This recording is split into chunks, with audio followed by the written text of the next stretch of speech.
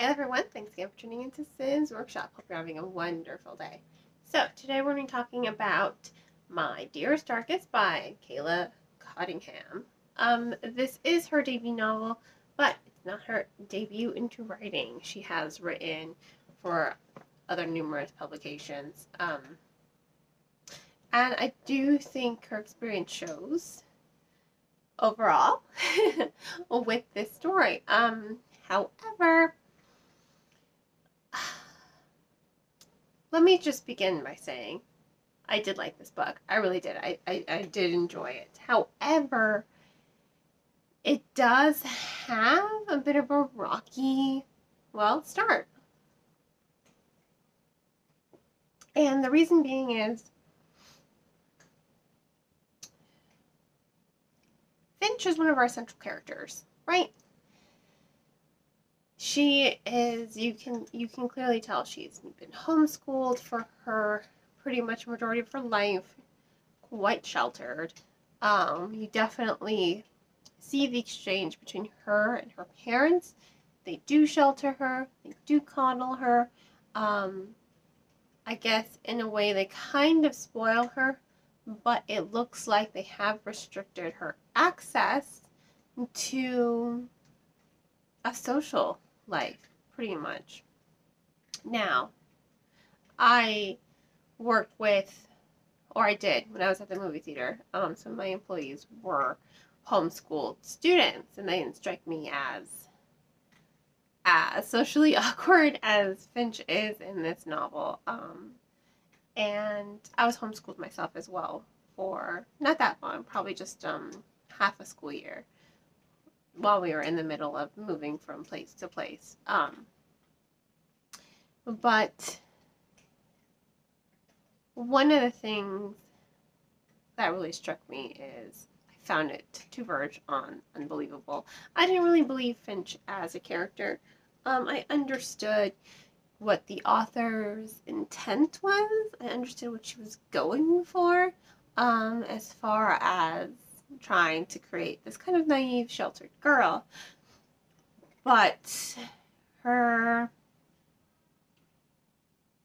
I don't want to say mindset, because I think her mindset was well done. The dialogue and her interactions with other people is what I found unbelievable. Like, she's auditioning to get into this very prestigious school, the Ulalum Academy, very competitive, and she's auditioning for a spot there. Who so happens to be hidden in her audition, but Selena St. Clair and her friend drinking alcohol. They are caught. And one of the things that struck me as unbelievable is Finch's just vocal gasp goes, "Is that alcohol?" Like, she's never seen alcohol in her life, and I'm sure there are people who have been this sheltered. I'm 100% sure that people such as this exist, but for me, I just found it personally to be a very unbelievable, considering technology as it is today and social that only I could talk, right? Social media today.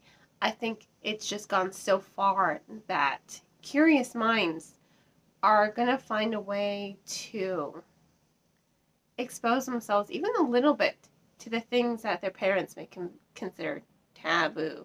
I think it's just inherent in human nature to kind of find out more about things that we are not privy to. And there's nothing wrong with that. A curious mind is always a thoughtful mind, in my opinion.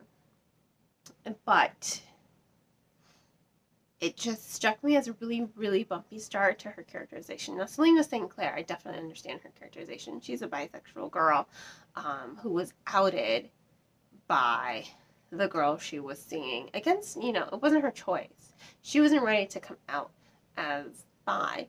And then all of a sudden, this girl, vindictively, this girl who's supposed to be her friend, mind you, vindictively outed her because he wanted to be in a relationship with her. And she's struggling with a lot of those feelings. You really do get a whole splash of them from her very introduction. And you really do understand her struggle and where she's coming from. And I think Selena was a far better introduction into her characterization. I think it was much better done, but I do see the author's intent. It's clear it's clear that they're supposed to be foils of each other, that they're supposed to like mirror one another, and they're supposed to bring out the best of one another. And it does, the story does develop in that way. It is a sapphic horror story. So it does develop in that way, and I really do applaud Cunningham on that. She really does focus a lot on the characterization and the character development without sacrificing the story.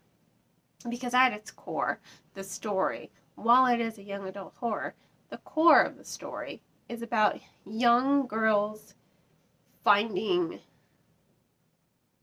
agency in themselves. I guess they're finding, I'm trying to phrase it perfectly, or well, and they're finding their inner strength because they all, I'm not rich enough, I'm not pretty enough, I'm not confident enough, brave enough, clever enough, smart enough, they just, none of them think that they are good enough. And I think in our lives, we often encounter that. I encounter it at work all the time. I'm just like, am I doing everything that I need to be doing? I'm a hard worker. I think I'm a hard worker. I feel like I do a lot, but am I doing enough? You know what I mean? Am I good enough? Am I living up to my potential as a bookseller? And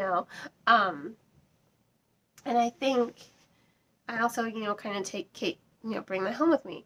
Am I a good enough mother? So it really did resonate with me, this whole women not thinking they are good enough in some fashion. And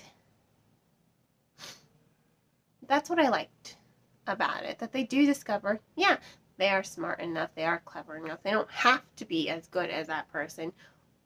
Everyone's better at some things than others. That doesn't mean you are less than.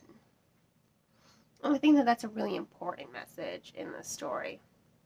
It doesn't mean you are less than just because you don't match up to someone else next to you, and I like that message. It reminds people, like, as long as you are doing what you think is the best, as long as you believe you are doing your best, then who cares what other people say?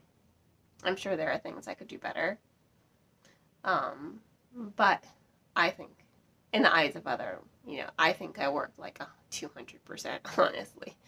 But, others may not see it that way, and that's okay as long as we know within ourselves that we are good enough. And I like that message in the story. So I think I really do have to applaud Cunningham for it, because it's one of those things that you're not seeing it. I mean, you're seeing it play out in the story, but you're not really thinking about it until you get to the end and you're just like, wow, that was good. Now, another thing I really did enjoy about the story was Cunningham's attention to detail when she was creating the horror element and the supernatural and the mystery, and it was just like so tension driven. I was reading this book after midnight. I got to a pretty creepy scene. Execution on that was perfect. It's about halfway through, 56%. Yeah, that's how memorable it is. I know exactly where it is in the book. 56% through the book, and reading them after midnight, and I'm just like, why am I reading this book after midnight? It scared the crap out of me, and I'm not easy to like scare. I'm like, oh, okay, that's an intense scene, and it's still so clear in my memory. It's like vivid. It was a really well done, and I'm just like, you know what? I'm not gonna sleep now. Let me just finish reading the book, and I did, and I liked it, and I'm like, okay.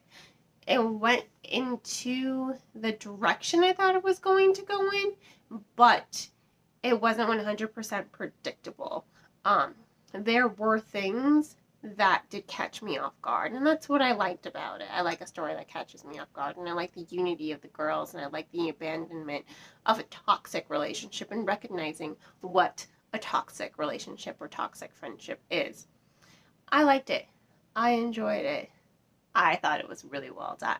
You know, that rising tension, that rising atmosphere, the horror element, the supernatural element, the ties to a missing persons case of probably, I think it was a decade before. It was really, really well done and really well executed. Again, Connie Ham's attention to detail was, I mean, in my opinion, it was pretty exceptional.